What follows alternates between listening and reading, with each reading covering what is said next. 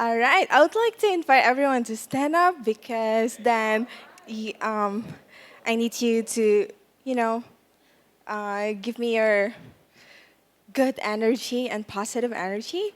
We're gonna play. I'm gonna ask you. I'm gonna give you like a few comments. You have to do the opposite. So ready or not, no practice. I'm a teacher. So turn to turn to your left. Oh, who's wrong? Okay, sit down. If you're wrong, sit down. Good for you. All right, jump. What's the opposite of jump? If you're not jumping, okay. If you're sitting down, then good for you. You don't have to play. All right.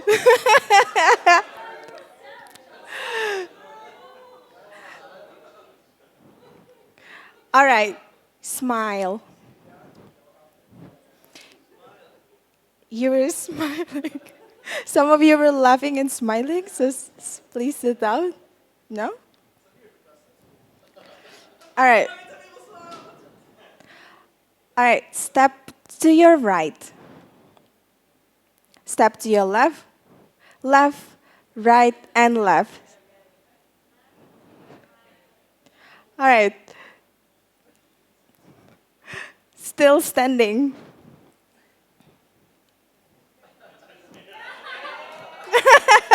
All right. Good. So, so those are like the simple trials we are facing in life. It was just a game. So we are facing those little trials with joy, right? Can you see your right and left? They were loving. If they were not loving, poor them. You should be laughing when you're playing games. Now you're laughing. All right. So I would like to invite you to just like pause for a moment and think about when was the last time you faced the hardest trial? When was the last time you faced the hardest trial? Number two, what is the hardest trial you have successfully overcome? Yeah, can you recall some memories?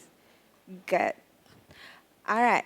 So in the book Communicating for Change by Andy Stanley, I'm going to use these 5 patterns. All of us, can you say it together with me? Me, we, God, you, and we. Thank you very much. I'm going to start with the first part. So the me part. I would like to share about I waited for 7 years to be in the worship team, believe it or not. So my life is like Jacob, right? Waiting for Rahel and Leah, like both of them. Yeah. And so right after I graduated from uni, it was a difficult decision.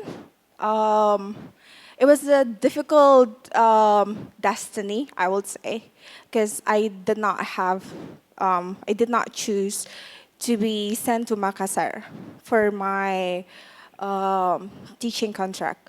And so I thought saying yes to God calling as a teacher will guarantee a perfect joy in my life. I was like, Lord, like saying yes to be a teacher is, it was never on my plan. And now you want me to teach, to go to Makassar and adopt with everything. While I was so ready, I planned everything for my family, for the church to be here, and yeah, and other things. But then God said, no, you have to be ready wherever I send you. And so I went there. I just came back last July. Yeah, and now I'm here. So back then, I kept asking the Lord, why me, God? Why me, Lord?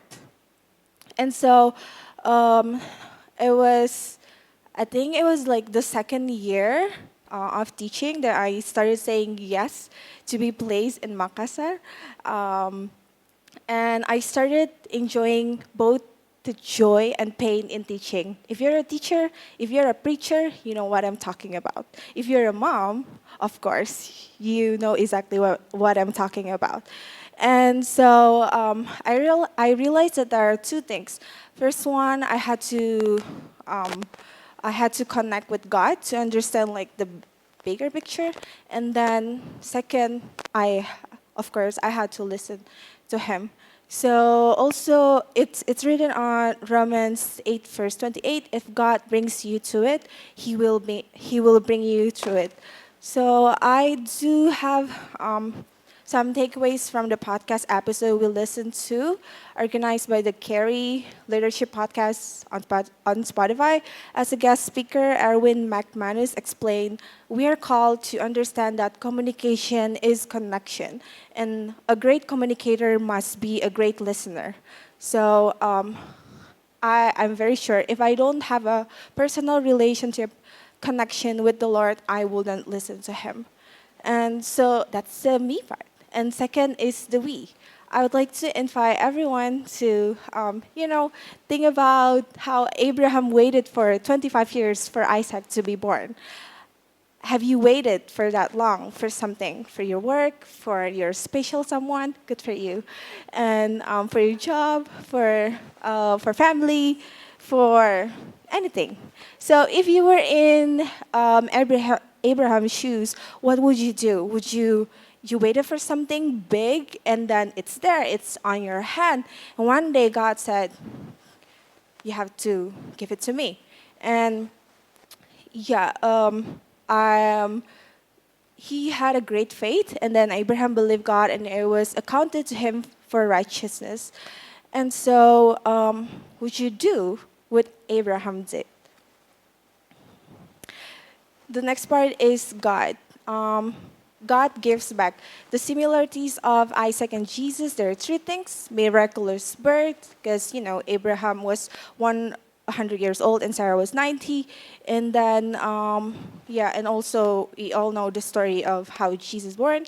The second, the son of promise, Isaac and Jesus, and the third one is substitution.